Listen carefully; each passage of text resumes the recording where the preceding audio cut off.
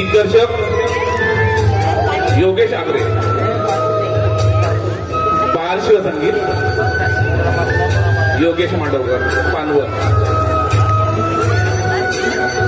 नेपथ्य श्री जागादेवी नवतरुण मित्र मंडळ आग्रेवाडी निवसर,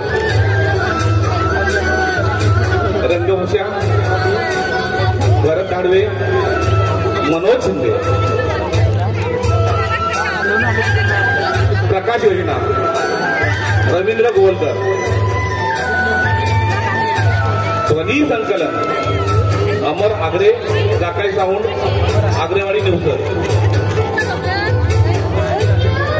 निर्मिती प्रमुख लक्ष्मण भानू आगरे गावकर, सूत्रधार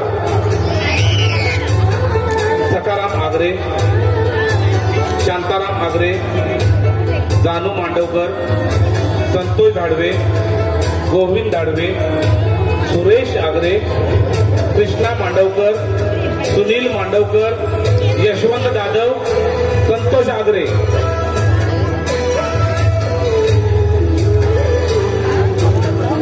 जागादेवी नवतरुण मित्रमंडळ निवसर आग्रेवाडी सविनय सहर्ष स्वागत करीत आहोत. कहाणी रक्ताच्या नात्याची यातील भूमिका आणि कलावंत रघु काका, मनोज शिंदे, आनंद, राकेश भोसले, दिनेश नामदेव मोरे, राजू, स्वप्नील मांडवकर, कमलाकर, रोशन गोंबरे, विनोद, संतोष आगरे, बाळ्या, सूरज धाडवे आणि सोबत आर्या शेट्टे.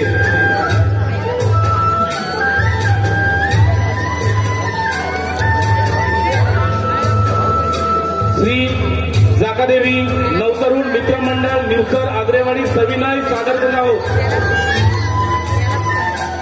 कौटुंबिक जिव्हाळ्याचं हृदयस्पर्शी 2 अंगी नाटक कहाणी रक्ताच्या नात्याची, कहाणी रक्ताच्या नात्याची, कहाणी रक्ताच्या नात्याची.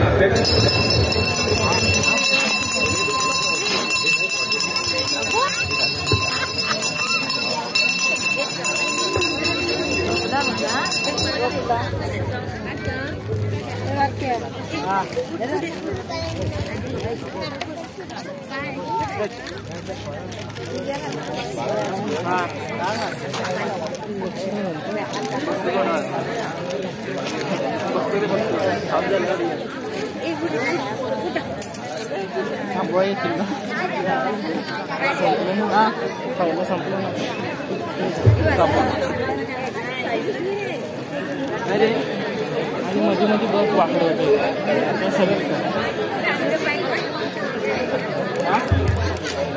तिथं पाणी आहे.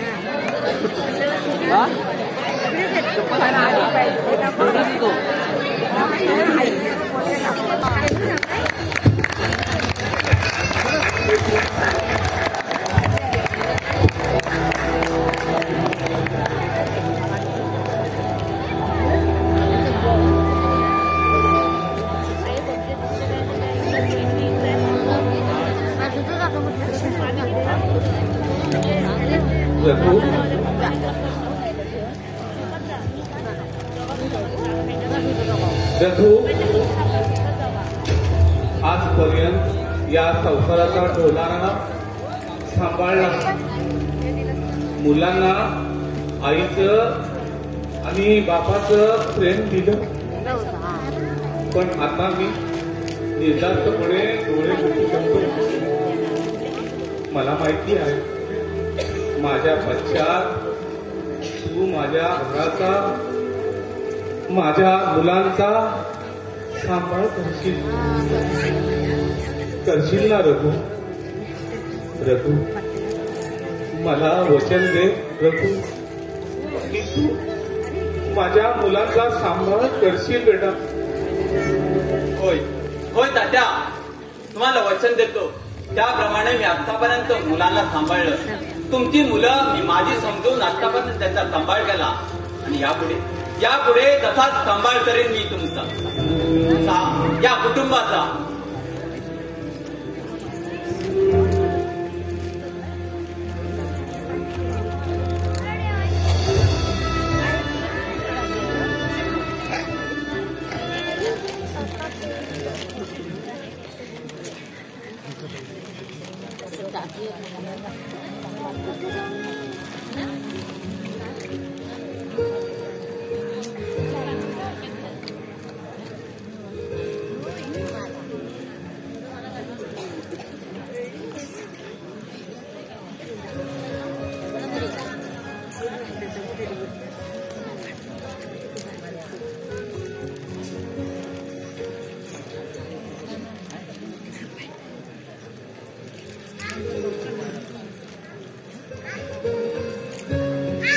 विद्या, अगं आवडलं घर. हो आवडलं. वाजले किती बघ. सॉरी आवडायला वेळ गेला. विद्या, काय? आज खरंच खूप छान दिसतेस ग.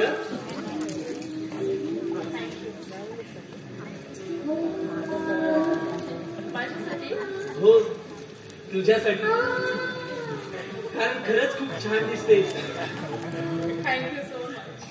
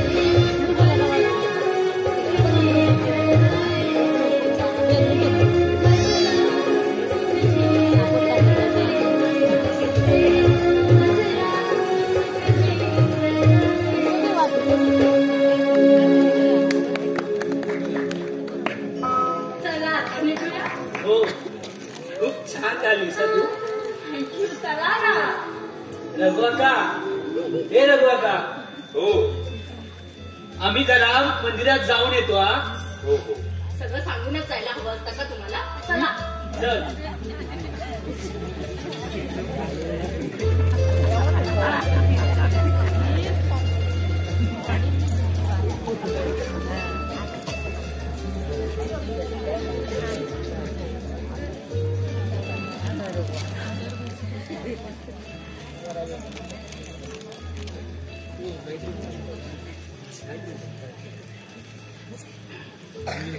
तात्या, एकेकाळी जीवाचा शेवट करायला निघालेला ह्या रघुला पासून तुम्ही या घरात आणलं.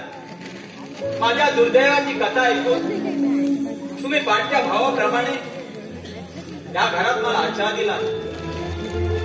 माया ममताने माझ्या पाठीवर हात फिरवला.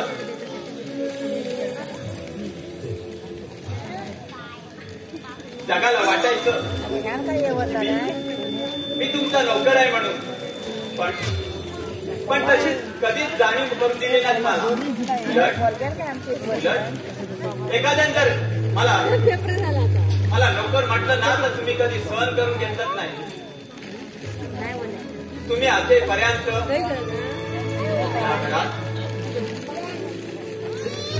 सारखेपणा कधीच जाणवला नाही मला. मी घरच्या सारखाच राहत आलो, पण अचानक तुम्ही हे जग सोडून गेलात. त्यावेळी मला सुद्धा वाटलं हे घर सोडून कुठेतरी निघून जावं, पण आनंदा, दिनेश आणि राजूच्या त्या निरागस चेहऱ्याकडे पाहून माझ्या मनाने मला बजावलं, या घराला तुझाच आधार आहे, तुझाच आधार आहे. तू हे घर सोडून जाऊ नकोस.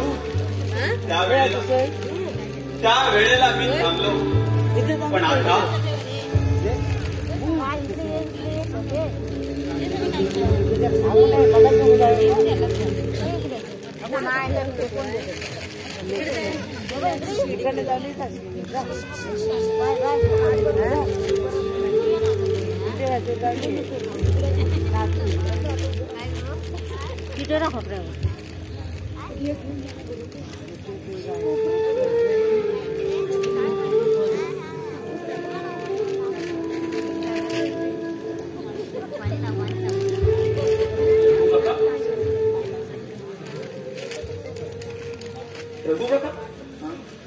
असं उदास का दिसतोयस तू? उदास? मी कुठे आहे उदास? तुला बरं वाटत नाहीये का? मला काय झालंय? धडधाकट तर आहे मी. अरे माणसाच्या ओठावरले शब्द जरी खोटं बोलत असले ना तरी त्याच्या कपाळावरच्या रेषा नेहमी खरं तेच सांगतात. हो खरंय ते. बरं तू बाजारात जाणार होतास ना? हो जाणारच होतो, पण तेवढं लक्षात आलं की पैसे कपाटात आहेत आणि कपाटाच्या चाव्या सुनबाईकडे, आणि सुनबाई घरात नसून फिरायला गेले. हो. अरे हो काय, तू कपाटाच्या चाव्या वहिनीकडे का दिल्यास? 2 दिवसापूर्वी ना तिनं माझ्याकडून चाव्या काढून घेतल्या आणि ती म्हणाली. काय म्हणाली? अरे बोलत का नाहीस तू? तिचं काय चुकलं नाही, ती बरोबर म्हणाली. काय बोलली ती तुला? नोकर माणसावर विश्वास ठेवून माझ्या संसारात दिवाळी वाजवायचं ना असं म्हणाली ती. असं म्हणाली वहिनी तुला? आणि तू चुप्पपणे ऐकून घेतलंस? या घरची मालकी नाही ना. अरे कसली मालकी? काना मागून आली आणि तिकड झाली. हे बघ रघु आता, ती तुझ्या घरात अगोदर आलेली नाहीये. ती कसे झाली तरी या घरची सून आहे ना ती. कसली सून? अरे ती तुला नोकर समजते? येऊ दे ती घरी, चांगलं खडसावूनच विचारतो तिला. नको नको, तू काही विचारू नको. अरे कसं झालं ना तर आता मी जसं राहायला लागेल ना तसंच राहावं लागणार आहे मला. तू चुप बस, तू काही बोलू नकोस. अरे ज्या रघु काकानं या घरासाठी आपलं उभं आयुष्य शिजवलं, आम्हा लहान मुलांना अगदी लहानपणापासून अंगा खांद्यावर खेळवलं, आणि त्या रघु काकाला जर कोणी असं फटकून बोलत असेल ना तर आम्ही ते सहन करणार नाही, ऐकून घेणार नाही आम्ही ते. माझं ऐकावंच लागणार आहे तुला. काय ऐकावं लागणार आहे? रघु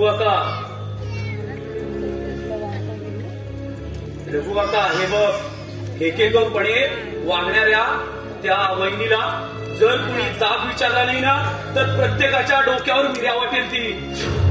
अगदी स्वतःच्या नवऱ्याची देखील किंमत राखणार नाही. म्हणूनच तुला सांगतो. अरे विनू, असं अचानक ये. भरपूर दिवसानंतर भेट झालीये. दिनेश, कोल्हापूर पर्यंत आपण पहिल्यांदाच गेलो. अचानक यावं लागलं मला इथे. बरं बरं. रघुवता, हा माझा मित्र विनोद. कोल्हापूरला असताना एका सरकारी कामानिमित्त माझी त्याच्याशी भेट झाली आणि तेव्हाच आमचे भेटीचं रूपांतर मैत्रीत झालं. आणि मी मुंबईला गेलो. सरकारी खात्यात मला नोकरी मिळाली. मला गावागावी फिरावं लागतं. आता सुद्धा गावात माझी घर आहे, त्यासाठी मी इथे आलो होतो. सहज चौकशी केली तर एका सहपुरुषाने तुझं घरीच आणून सोडलं. अरे, इतक्या दिवसानंतर तुला माझी भेट झाली हे बघूनच मला खूप आनंद झाला बघ. अरे, भेट व्हायला तसं कारणच आहे माझं. हा गावात 15 दिवसाचा माझा दौरा आहे. त्याच्यामुळे तुझ्या ओळखीने कुठे जागा मिळाल्यानंतर बरं होईल. अरे, हे काही शहर नाही, गाव आहे गाव हे. आणि या गावामध्ये एवढं मोठं आमचं घर असताना तुला इतर ठिकाणी राहण्याची गरज काय? अगदी निसंकोचपणे तू इथं राहा. अरे, असा बोलत असेल ना तर प्रश्नच मिटला. घरच्याप्रमाणे राहील मी इथे. हे कोण? हा आमचा रघु काका. अरे, जरी आमच्या रक्ताचं जरी आमचं नातं नसलं ना तरी आमच्या पित्याप्रमाणे आमचं वडिलांसारखं नातं आहे त्यांच्यासोबत. आणखीन कोण कोण राहतं? माझा दादा, वहिनी आणि राजू.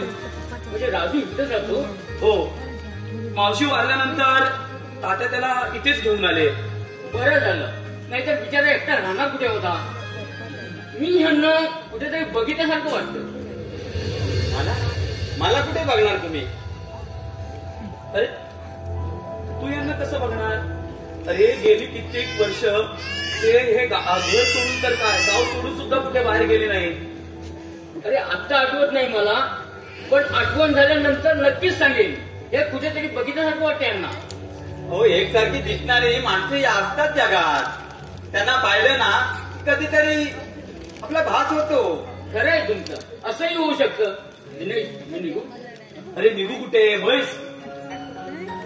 अरे, तहसीलदार कार्यालयात माझी बॅग घेऊन आलो, घेऊन येतो. अरे, आधी चहा तरी घेऊन जा. अरे, आता येताना स्टँडवर चहा घेतला मी. बॅग घेऊन जेवायला येतो इथे. बरं थांब, माझं पण शेट्टीवाडीत काम आहे, आपण एकत्रच निघू. चालेल, रिक्षा घेऊन आलोय, तुला पण तिथे सोडतो. बरं ठीक आहे. रघु का जरा मी जाऊन येतो. हा हो.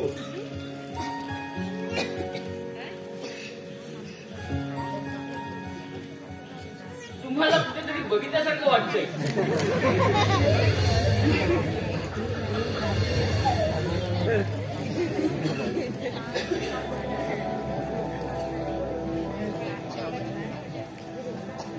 हा माणूस म्हणाला मला कुठेतरी बघितल्यासारखं वाटतंय.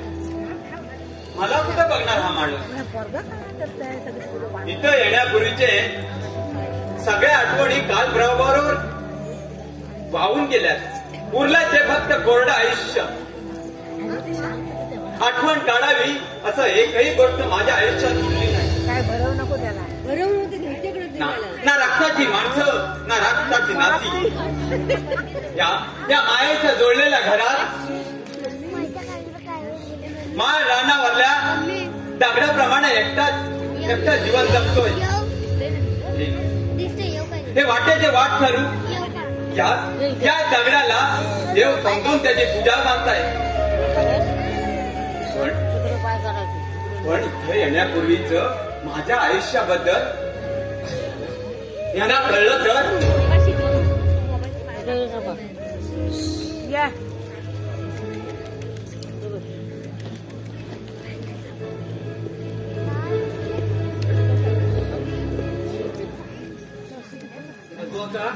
टंगडा टाका.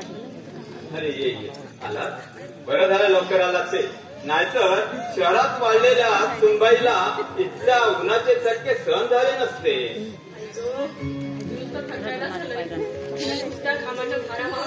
इथल्या उन्हाची सवय नाही ना तुम्हाला? कौतुक करायला नकोय. आणि तेव्हा तोंड काय बघत बसाय तसं. जा जरा पेलावर लिंबू पाणी घेऊन या.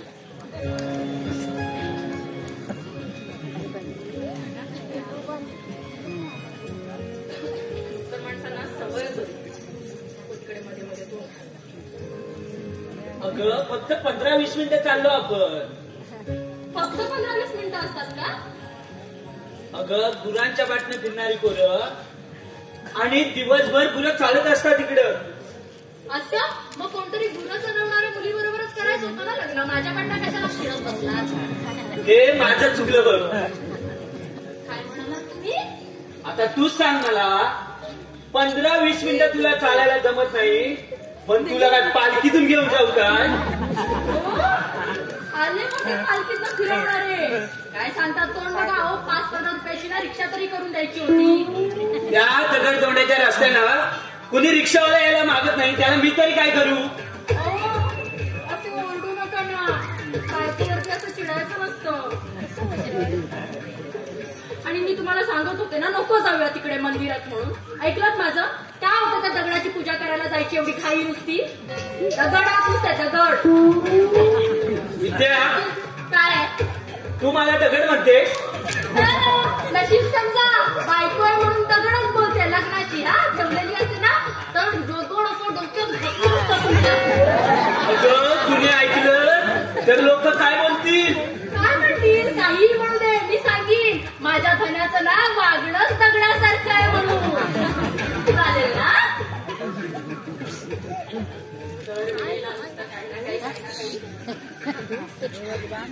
कसल्या विचार करायला हवा होता? देव दर्शनाला जाताना तुला काय पालखीतून घेऊन जायचं? कोण बघा पालखीत पाय दुखले माझे. गोळ्या आले माझ्या पायात. बघताय काय असे? एक काम करा माझी चप्पल घेऊन ठेवा जरा. काय मला चपला काढून ठेवायला सांगते? हो मग ते दुसऱ्याच्या नवऱ्याला सांगितलं चप्पल मला ठेवून ठेव माझे पाय. ओरडू नका ना. खूप दमल्या माझ्या पायात खूप गोळ्या आल्या म्हणून फक्त सांगितलं चप्पल बाहेर ठेवून ठेवा म्हणून. ठीक आहे नाही ठेवा मीच जाते. मी आतमध्ये देवाकडे जाऊन ना चप्पल घालून झोपणार आता. काय अगं अशी वेड्यासारखी काय बसते? पैसे दे. मी जरा शाळेसारखी वागा ना मग. काय रे देवा काय वेळ आली आहे माझ्यावरती. परवा नसणाऱ्या नवऱ्याबरोबर राहायची. विद्या, काय आता तूच सांग मला, काय बायकोच्या चपला काढताना कुणी मला लोकांनी बघितलं तर गावातील लोक काय बोलतील? हो बायकोच्या चपला काढल्यामुळे त्यांची नातं कापली जाणार आहेत ना.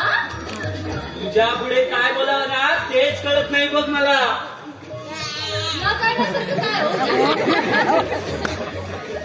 आणि मी फक्त चपला काढायलाच सांगितल्या. माझ्या चपलांची फुल पुष्पा घालून अशी पूजा करायला नाही सांगितलं. तुझं तोंड आहे की गटा? तू काय बोलतेस हे तुला तरी कळतंय का? हो चांगलं कळतंय मला. कामाला आहे बाई तुझी आता. माझी हो कमाल तुमची आहे. लग्नाआधी बरोबर कशी चाळे करायला यायचे माझ्या. ए बाई, आपण कुठल्या हॉटेलमध्ये नाही, आपण या गावामध्ये आणि आपल्या घरात आहोत. तुला नसली ना तरी मला लाज आणि अब्रू आहे या, समजलं ना तुला? म्हणजे स्वतःच्या घरात पुरा पाडलेल्या कोंबड्यासारखी लाज वाटते या माणसाला. काय बोला. उठ आणि चपला काढून ठेवा. आदर खाऊ माझ्याकडे टवकारून बघू नका. नाही काढणार आहे तुम्ही. काढून द्या मला चप्पल. काय दुखतात माझे येत मला. मला चपला काढून ठेवून सांगते. लोक बघतील.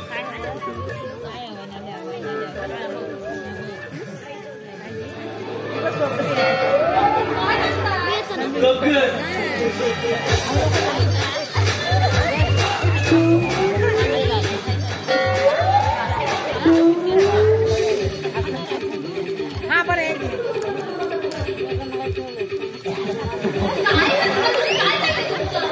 काय तू काय तेलकट आहे बाबा.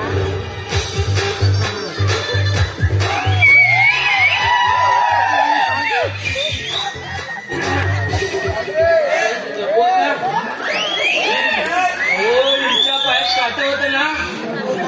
हो बघत होतो. निघाला काय काटा? हो निघाला. तुम्हाला काय गरज आहे नवरा बायकोला मध्ये मध्ये बोलायची? आणि काय नोकर माणसा पुढे बायकोच्या पायाची चप्पल काढायला लाज वाटते तुम्हाला? एवढी भीती नोकर माणसाची? विद्या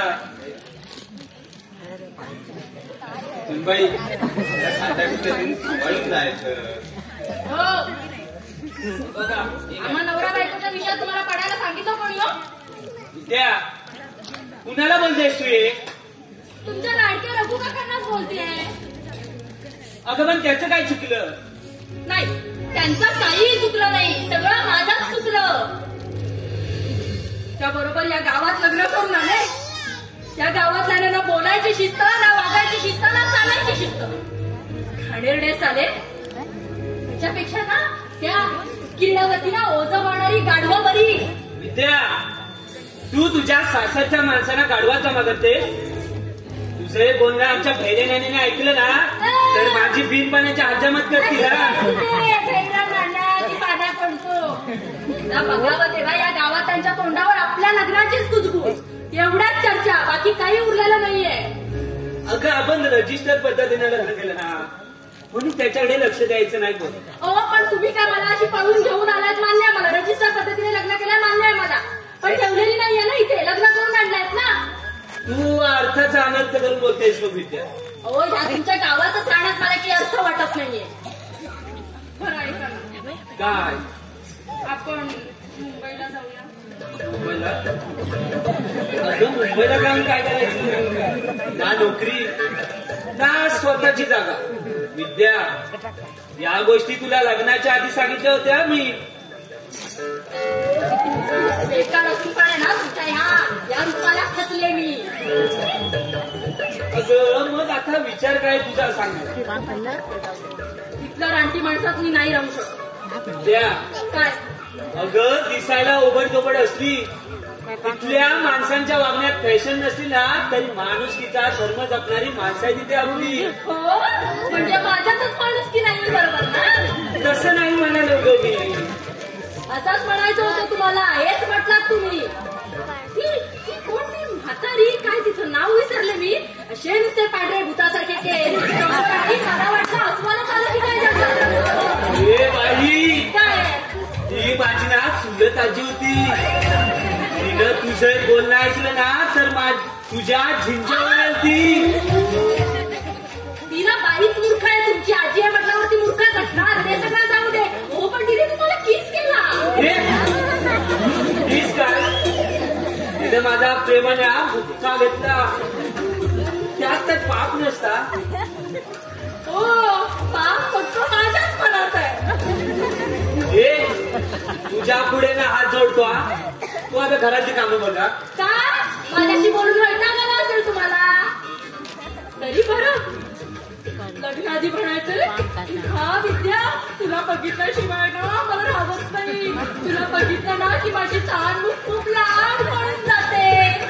अगं त्यावेळी तुझ्या रूपाने ना मला इतकी भुरळ पाडली होती की खाण दूध विसरून ना खरंच तुझ्या भोवती घुटमळत फिरत होतो. मला आता काय झालं? आता वाटतंय झक मारलं आणि लग्न केलं. लग्न झाल्यावर ना सगळ्या पुरुषांना हे असंच वाटतं. विद्या तुझं असं वागणं बघून ना मला लाज वाटते. लाज. बिचारा रघु काका थकलेल्या आडाने कामं करतोय आणि तू काय करतेस इथं? आयत्या ताटावर बसून घ्यायची. स्वतःच नवरा तर असं बोलायला लागला तर इतर तर खेळाची पूजा करते माझी. विद्या बोला बोला बोला, मनात बोला तुम्ही. आईचा विरोध करून तुमच्याशी लग्न केलं. मग सांगितलंच आहे. आयती बोलकरीच मिळाली तुम्हाला. कामं करायलाच लग्न करून घेऊन आलात ना मला. अगं घरातली कामं आपण नको का करायला? कामं आम्ही करायची आणि मग ते रोकर आहेत ना सगळे, ते असे मस्त की आयत्या ताटावरती बसून घेणार. आम्ही मात्र कामं करत बसायची. विद्या एक गोष्ट लक्षात ठेव, रघु काका ना या घरचा नोकर नाही. तो आम्हाला तात्यांच्या ठिकाणी आहे. असं होय? बायकोपेक्षा तुम्हाला नोकर जास्त जवळचे वाटताय. मग लग्न तरी कशाला केलं तुम्ही? माझ्या गाढवपणा केला मी. केलात ना? आता गाढवाप्रमाणे लाख मारू नका. मी काय सांगते ना ते ऐका. कुणासमोर मान चुकवायची मला सवय नाही. माझ्या संसारात मी माझीच मर्जी चालवते आणि हे असं नोकर माणसांसमोर मला चुकायची सवय नाही. काय म्हणायचं काय तुला? आपल्या घरात नोकर माणसांची गरज नाही. रघु काकांना म्हणावं त्यांची सोय कुठेतरी दुसरीकडे कर. नाही विद्या, अगं रघु काका इथून जाणार नाही. मग मी जाते या घरातून. म्हणजे मी इथून गेल्यावर तुम्ही आणि तुमचे नोकर मंडळी खुशाल राज्य करा. जा, चप्पल काढून.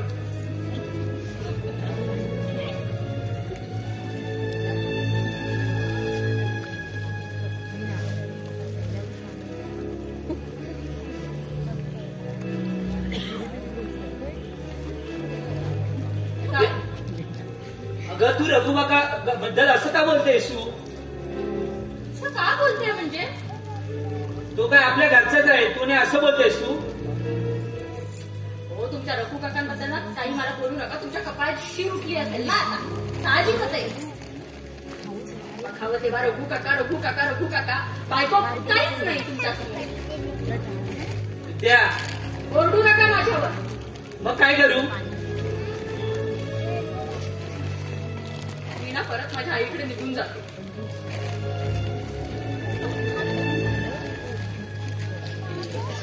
अरे दादा, नवरा बायकोन भांडखडी झाली की काय? म्हणजे आमचं बोलणं चोरून ऐकत होतात वाटतं तुम्ही. जेवण झाले, जेवण घ्या जा. रघु काका, जेवणावर इच्छा नाही माझी. अरे वेडा कसा तू? नवरा बायकोंची भानगडी होणार म्हणून बायकोचा राग अन्नावर काढू नये रे. माझ्यावरच्या रागामुळे ना उपोषण करायची काहीही गरज नाहीये. उपोषणाला ना आता कोणी भिकायलाच नाही. विद्या, अरे वर खेळातल्या नवरा बायकोवर म्हणे भांडताय काय तुम्ही? आमच्या भांडणाला ना तूच कारण आहे. मी विद्या, साध्य ऐकून. रघु काका, अहो हिच्या प्रेमात पडून तुम्हाला न सांगता रजिस्टर पद्धतीने लग्न केलं. मला वाटलं पत्नीच्या रूपाने ना लक्ष्मी घरात येईल, हो, समाधानात भर पडेल. पण आता वाटू लागलंय लक्ष्मीच्या पावलांनी घरात चटकीन घेऊन आला, चौसर घेऊन आलाय. हो ना विद्या. आनंदा, थांबलात का? मारा ना, मारा मला. सुनबाई तू तरी. तुला मध्ये बोलायचं काम नाही या. तुमच्यामुळे आमच्या संसारात ही सगळी भांडण चालू आहे. या अशा तुमच्या सासूपणाच्या वागण्यावरती ना हे सगळे बोलत असतील. मी नाही बोलणार, मी नाही फसणार, एवढा लक्षात ठेवा. विद्या, आनंदा, आपणच आग लावायची आणि मग आपणच विजवायची. सासूपणाचा आव आणायचा. चांगलं जमता, चांगलं कसं आहे तुमच्याकडे. विद्या, रघु काकाबद्दल असं बोलशील ना तर तुझं. आनंदा, बोल कमलाकर. ए, नवरा बायकोची भांडणं झाली होती वाटतं. भांडण नाही रे. अरे त्यात लपवण्यासारखा काय आनंदा? घरोघरी त्याच परी. अरे पण तू पुण्याला असतोस ना. नाही बुवा, 17 उलाढाली करणारी माणसं आम्ही. एका ठिकाणी कधीच नसतो.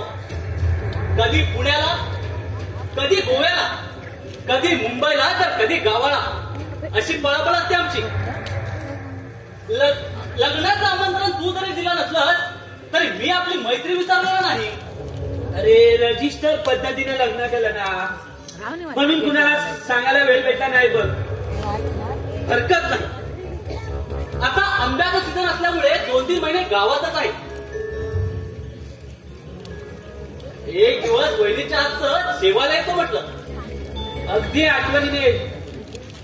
विद्या, ए विद्या, अगं जरा चहा घेऊन ये जरा.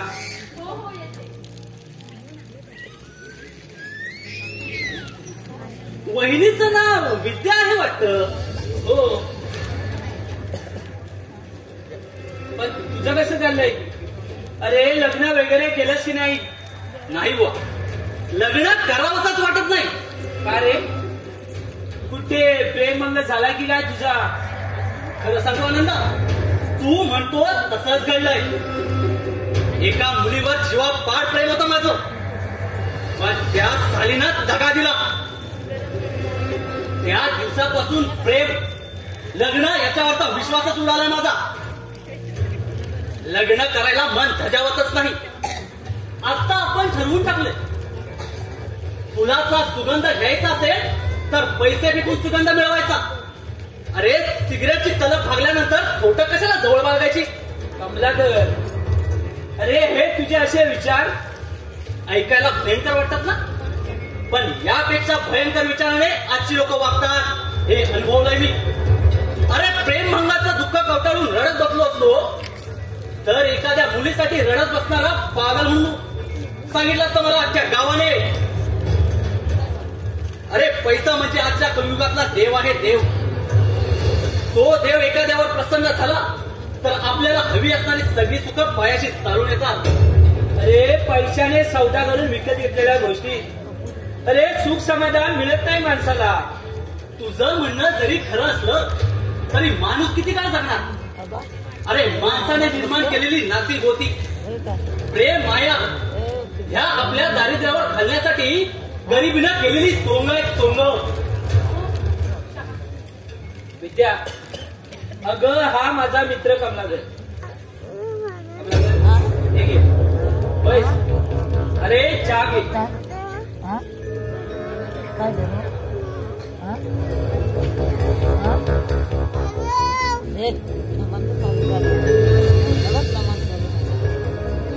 आनंद, ही तुझी बायको?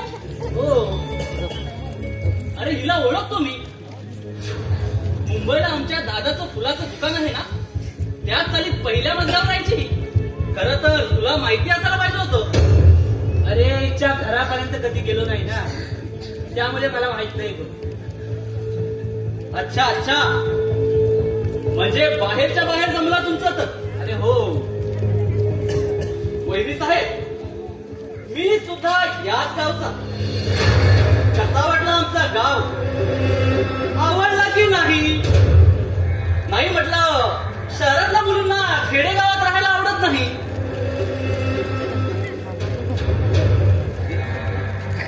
अरे हिलाही गावात राहायला आवडत नाही, पण काय करणार? बरं आनंदा, आता येऊ मी? अरे इतकी घाई काय तुला? अरे तसा घाईतच होतो. याच वाटेने चाललो होतो, म्हटलं तुला भेटून जावं म्हणून पुढे आलो. बरं आनंदा, आपुलकीने सांगतो, नवीन लग्नात हौस मौस करताना, त्या पुऱ्या करताना अडीअडचणी घेतात.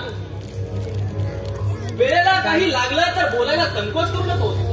अरे इतकं आठवणीने बोललास ना, त्यातच समाधान आलं बघा.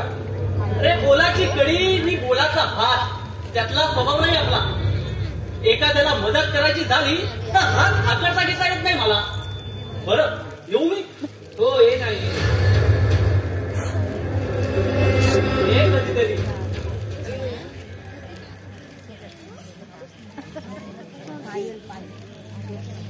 आनंदा, हा गणपत वाण्याचा हमला करत ना रे? हो. तू त्याच्यापासून जरा सावधच राहा. का? अरे तो चांगला माणूस नाही. अरे त्याला दरवाजात सुद्धा उभे करत नव्हते आणि गावातली लोक सुद्धा त्याच्याविषयी चांगलं बोलत नाही. जगासमोर कसा वागतो ते मला माहित नाही, परंतु त्यानं मला मदत करायचं कबूल केलंय. तू त्याची मदत घेण्यापेक्षा दुसऱ्या कुणाच्या दारात जाऊन आजपासून मी. तू काका, हो आमची परिस्थिती नव्हती तेव्हा स्वतःच्या खर्चात काटकसर करून मावशी आम्हाला मदत करायची, परंतु मावशी या जगातून सोडून गेली हो आम्हाला. त्यानंतर तात्याने राजूला इथं आणलं. दुर्दैवाने राजूवर प्रसंग उडवला हो. त्याच्या औषधपणाची खर्चाची तोड मिळवणी करता करता नाकी न येतात हो. नाकी न येतात आमची. अरे मावशीने खूप केलं या घरासाठी. त्याची परतफेड म्हणून नव्हे, पण मावशीच्या पाठीमाग राजूला सांभाळणारा दुसरं कोण नाही म्हणून. तुझं म्हणणं बरोबर आहे रघुवा का. राजूचं कसं पुढे होणार ना याच विचारात नेहमी असतो मी. परंतु मला काही सुचत नाही रे. काही सुचत नाही. मी सुचवू का त्या तुमच्या मावस भावाला, आंधळ्या मावस भावाला कुठल्या तरी अनाथ आश्रमात लावून सोडा. सुनबाई म्हणजे कसं, तो तिथे खुश, आपण इथे खुश, आणि जर नसेल जमत ना तर त्याला विष देऊन मारून टाकतो. अगं तुला कुणी झपट नाही की काय. झपटायला कशाला हवं. हल्ली ना भूत माणसाला झपटत नाही. माणसंच आहे ना भूतासारखी वागतात. तुम्ही जेवायला चल. आनंदा जा, आज जा.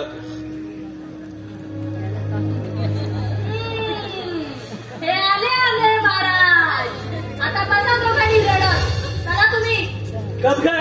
चला चला म्हणते ना. जा आता. राजू बेटा, अरे तू खोलीतून कशाला रे बाहेर आलात. रात्रभर खोकला होता रे तुला. रात्रभर खोकला नाहीस तू असा. अरे एका जागेवर बसून तरी काय करू रे. कंटाळा येतो रे. आधीच आंधळेपण असलेल्या राजूचे नशिबी आणखी आजारपण.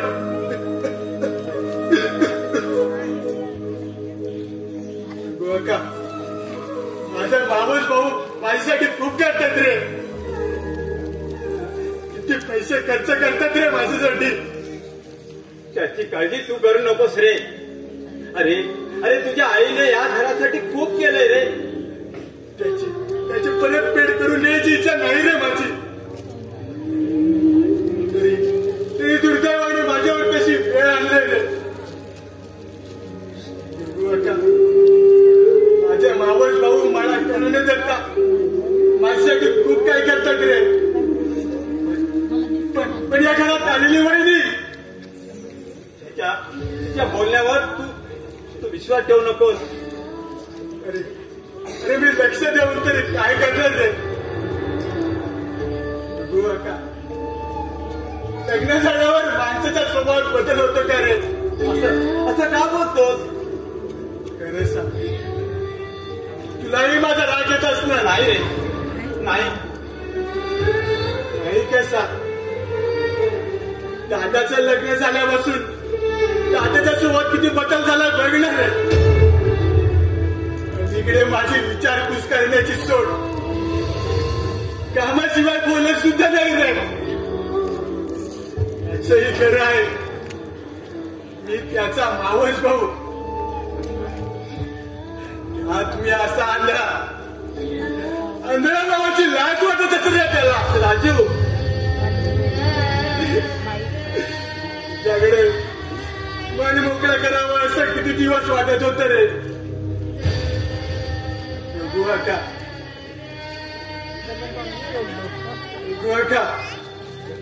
माझ्या आंधळेपणाची नाही रे. अलीकडच्या दादाच्या वागण्याचा त्रास होतो रे मला. अरे आनंद आता फक्त आपल्यात राहिला ना रे. तो त्याच्या बायकोचा सुद्धा आहे ना. तुझी बायको आपली कुणीच नाही. असतो एकेकाचा स्वभाव रे. वागणे नाही.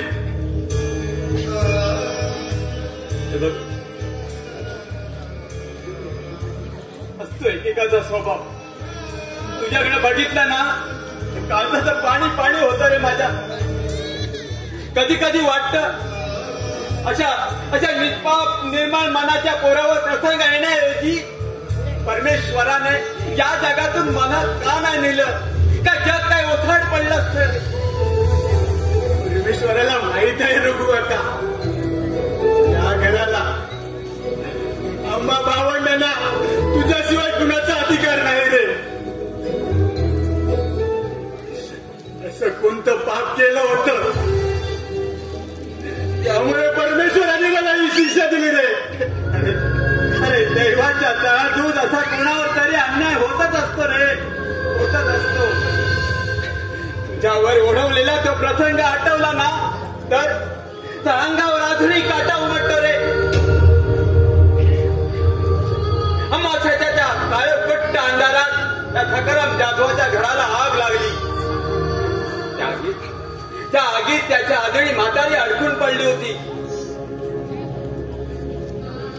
पुढे जायला कुणच सजावत नव्हतं. अशा वेळी जीवाची पर्वा न करता तुझ्या आगीत उडी घातलीस आणि त्या म्हातारीला बाहेर आणलीस. पण चारी बाजूने पेटलेल्या त्या आगीत तुझे मात्र डोळे गेले रे. आणि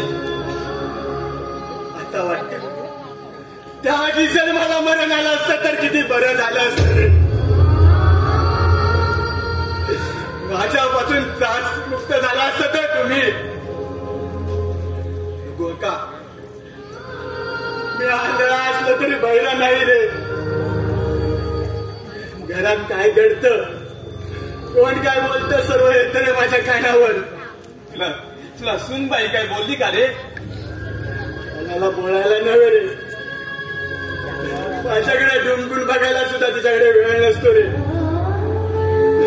सर्व वेळ जातो तो तुला घालून पाडून टोपडे मारणार. आणि ते शब्द जेव्हा माझ्या कानावर पडतात तेव्हा तळ पायाच्या मस्तकाला जाऊन पोचते रे. असं ठीक आहे रे, तू मात्र इथे जनावरांसारखा राबत असताना तिचं वागणं काय ऐकून घेतोस तू रे? का ऐकून घेतोस? ती या घरची मालकीण आहे रे, मालकीण आहे. तिचं ऐकायलाच पाहिजे. तुला भीती वाटते का रे तिची? अरे जीवनात वागायला पाहिजे की वर्ष तू इथे राहतोस तुझा या घरावर काही अधिकार नाही का रे? अधिकार? अरे कसला अधिकार आहे माझा या घरावर? कोण आहे मी या घरचा? दुर्दैवाने मला या घरात आणलं.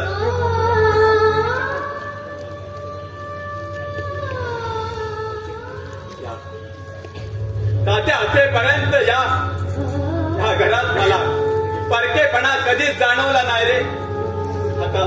आता मात्र देवाच्या मनात असेल ना तसे दैवाचे भोग भोगावे लागणारच मला.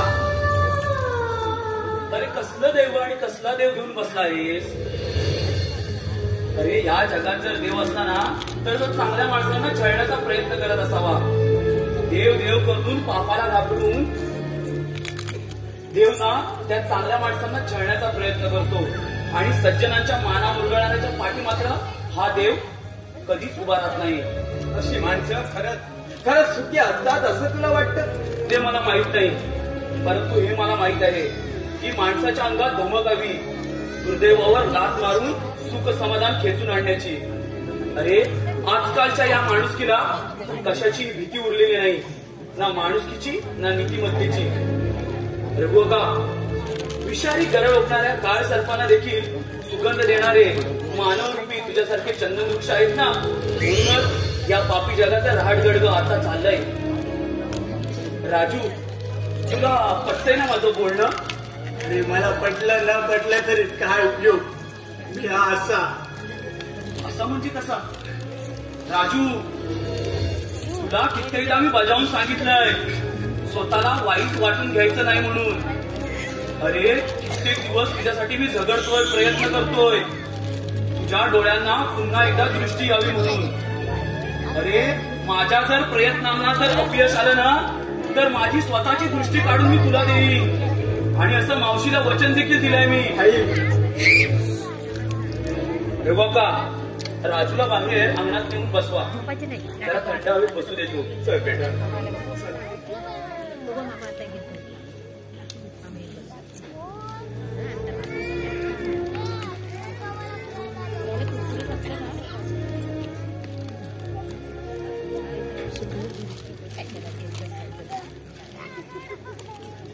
अरे परमेश्वरा, दुसऱ्याच्या जीवासाठी आगीत झोकून देणाऱ्या राजूवर असा दुर्दैवी प्रसंग का घडून आणलास रे?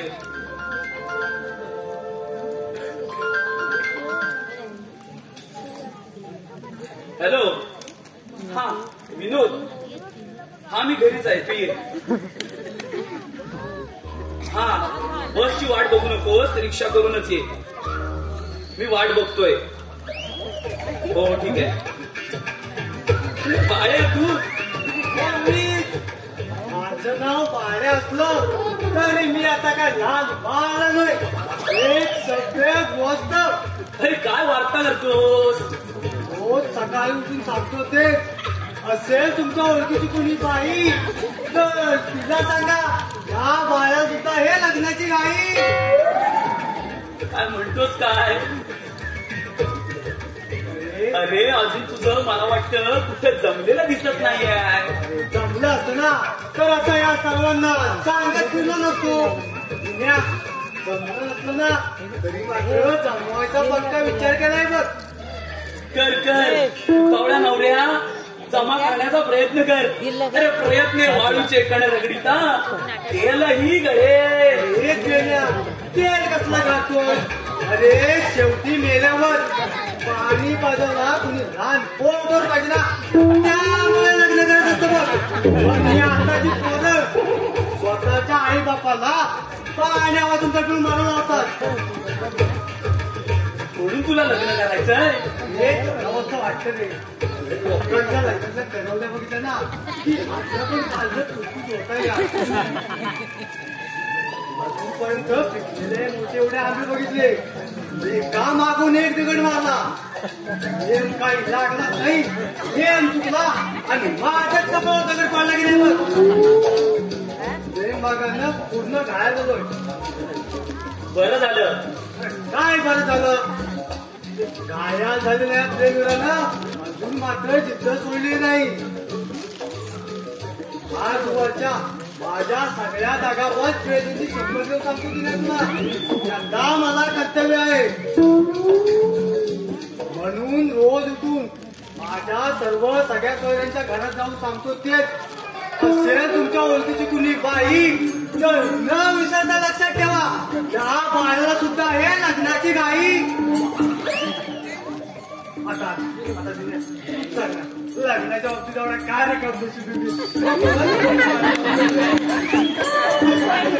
अरे हे बाळ्या, आता पोरीसारखं रडायला काय झालं तुला?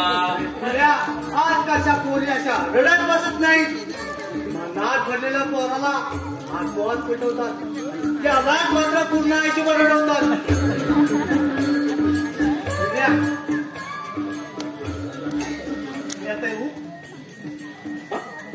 येऊ कुठे? तुझं झालं झालं सगळं सांगून लग्नाचं? अरे बघतो, एखादी पोरगी तुझ्यासाठी बघतो आणि जर ती सापडली ना तर खडा पाडून बघतो, तिला विचारून बघतो आणि मग तुला येऊन मी भेटतो. फक्त भेटू नको, मला फोन कर फोन. या अगोदर बघितली पोरगी नक्की बाई आहे याची मात्र खात्री फसगत व्हायला नको. अरे कसली? दादासाहेब तुम्हालाही नमस्कार. असेल तुमच्या ओळखीची बाई तिला सांगा या बाळाला सुद्धा हे लग्नाची घाई. आता येऊ मी? हो ये. चला हा येतो आम्ही. आज मी पावले तर काय शिकले?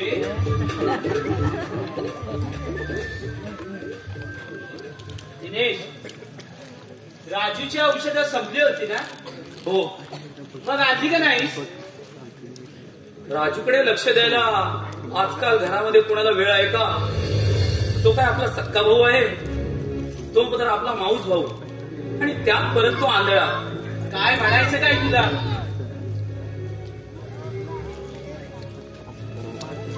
अरे घरातल्या गोष्टीकडे जर लक्ष द्यायला तुला वेळ असतो ना तर तुला मला जे काय म्हणायचंय ना ते कळलं असतं. काय म्हणायचंय ना ते स्पष्ट बोल. स्पष्ट बोललो की राग येतो माणसाला. दादा, पैसे कपाटात असतात आणि कपाटाच्या चाव्या वहिनीने रघु काकाकडून काढून घेतल्या आहेत. का? ते तूच विचार तिला. नोकर माणसावर विश्वास ठेवून आमच्या संसाराचा जिव्हाळा वाजवायचा नाही असे म्हणाली वहिनी रघु काकाला. विद्या असं बोलली रघु काकाला? हो. छान. मी नाहीये बघून मस्त कान भरताय माझ्या नवऱ्याचे. रघु काका, ए रघु काका, त्यांना कशाला हात मारताय? जे काय हवंय ना ते मला सांगा, मी आहे ना इथे. दिनेश तू आज जा बघू. विद्या, काय? तू रघु काकाकडून कपड्याच्या चाव्या घेतल्यास? हो घेतल्या. मग त्यावेळी काय बोललीस तू रघु काकाला? काय बोलले? शिव्या तर नाही घातल्या मी म्हटलं की तुमच्याकडे असा चाव्या ठेवून आम्हाला आमच्या संसाराचा दिवाळा नाही वाचवायचा, एवढंच बोलले. काय चुकलं म्हणून विचारते? अगं रघु काकाला नोकर समजतेस तू? आनंदा, सुनबाईचं काहीच चुकलेलं नाही. अरे म्हणून तुला नोकर समजते? ज्या अशा वागण्याने ना जगात हसू होईल माझं. बायकोच्या तालावर नाचणारा नंदी बैल म्हणून बोट दाखवतील माझ्याकडं. विद्या, पाय धर तू रघु काकाचे आणि चुकलं म्हण. काय? हो माझ्या जोड्याजवळ उभं राहायची याची लायकी नाही, त्याचे मी पाय धरू? विद्या, ओरडू नका माझ्यावरती, असं काही करणार नाहीये मी. सुनबाई, माझे पाय धरू नको. तू जा, तुझ्या कामाला जा. मी आज जाऊ का? माझ्या घरात माझ्या नवऱ्यावर बोलायला मला तुमची भीती आहे का? तू बाई आहेस की कोण आहेस? लावसट आहे मी, लावसट. आनंदा, आनंदा, अरे घरात कल निर्माण झाला ना तर लक्ष्मी बाहेर जाते. काय करावं ना ते सुचत नाही. मला वाटतंय माझं काहीतरी चुकतंय. तुझा का? माझाही काहीतरी चुकत असेल. माझ्या समोर तुला वाटत ते बोलून अरे तुझा पान उतारा करून गेली. साधी स्वतःला समजते कोणी? नव्याने आलेल्या सुनबाईचं काय चुकल असं मला वाटत नाही. ती या घरच्या संसाराची मालकी नाही ना. माझ्या सारख्या पारख्यावरती तिनं का विश्वास ठेवावा रे? विश्वास ठेवण्याचा माणूस लायकीचा हवा. हे आमच्या रघु काकाची लायकी विचारणारा आहेस पण तू, आणि आमच्या रघु काकाला ओळखतोस तू? आता मी माझी पहिली ओळख सांगतो. मी दिनेशचा मित्र, त्याच्या अग्रस्थ मी इथे राहायला आलो. आणि रघु काकाबद्दल बोलताय ते खरं तेच सांगतील. अरे या माणसाच्या डोळ्यात फुल पिकली असली ना तरी ह्या दुनियेच्या बाजारात सत्य केव्हा ना केव्हा ते जगासमोर येतं. कुणाबद्दल बोलताय? माझ्याबद्दल? थोड्या वेळापूर्वी मी येऊन गेलो आणि मी तुम्हाला बोललो. मी तुम्हाला कुठेतरी बघितल्यासारखं आठवतं आणि आता आठवलं ते. काय ठेवलं? ह्या रघु काकाचं पूर्व आयुष्य, ह्याची खरी ओळख दाखवताना ना त्या हृदयाचं पाणी होईल. त्याला एक मुलगी झाली होती, याला लग्न झालेलं होतं. नाही.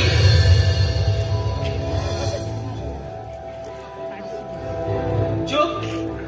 आमच्या रघु काकाला कुणी म्हणाला तिचं काही डोकं ठिकाणावर आहे का रे तुझं? अरे कुणाचा खून केलाय त्याने? याच्या तोंडून ऐकू दे. आनंदा, अरे हा दिनेशचा मित्र वेडा तर नाही ना? अरे एवढे दिवस मी या घरात राहतोय आणि हा म्हणे मी खून केला, मी खुनी आहे. तू खुनी आहेस म्हणून इतक्या वर्षे हा घरातून लपून बसलास. या जगात रघु काकाचं कोणी नाही म्हणून तो आपलेपणाने या घरात राहून आमचाच झालाय. तो कुणी नाही म्हणून त्यांनी सांगितलं आणि त्याच्या शब्दावर तुम्ही विश्वास ठेवलात. आम्ही म्हणजे आमचे वडील तात्याने रघु काकाला इथं आणलं. आणि आता मी काय सांगतो ना ते ऐका. ह्या रघु काकाचं लग्न झालेलं होतं, त्याला एक मुलगी होती. नाही नाही, तुला असंच बोलावं लागणार. आनंदा, त्याच्या शब्दावर तू विश्वास ठेवू नकोस. अरे तुला हे असंच बोलायला लागणार. खरं सांगितलंस ना तुझ्या हातात बेड्या पडतील, बेड्या. नाही नाही, मला कुणी काही विचार नका. मी काही सांगणार नाही.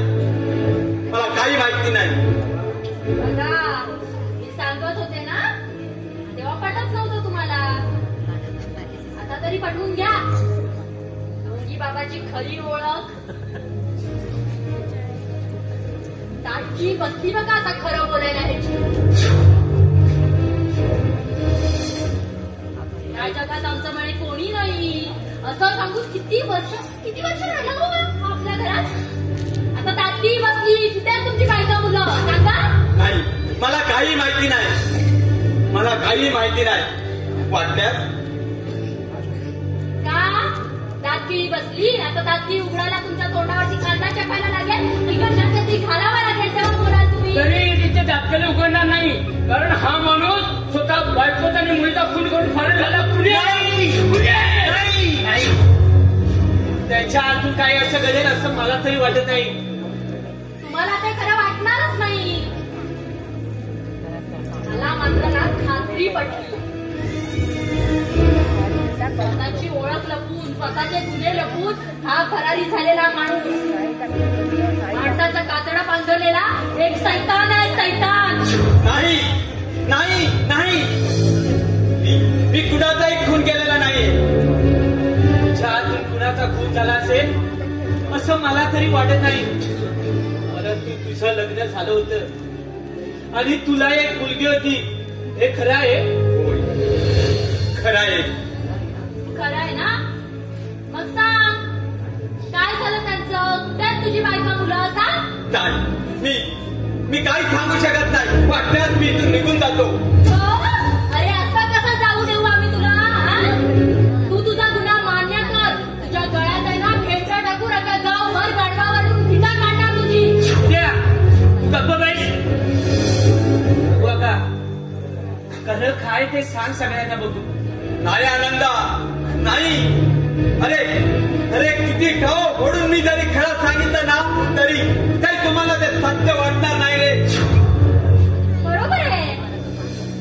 तुझ्यासारख्या ढोंगी माणसाकडून जे काय ऐकून त्याच्यामध्ये विश्वास ठेवला ना तर आमची तसा घाण पडेल. वहिनी कोण कुणी कोण लपंगा. आवाज चढवून तुम्ही माझ्याशी बोलू नका.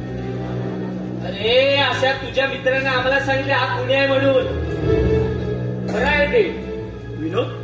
खोटं बोलून साय लगवणं मला जमत नाही. स्वतःच्या बायको मुलीचा खून करणार तो खुनी आहे. खुनी आता तरी कारण न लागल्या की तुम्ही स्वतःच्या बायकोचा मुलीचा खून केलाय.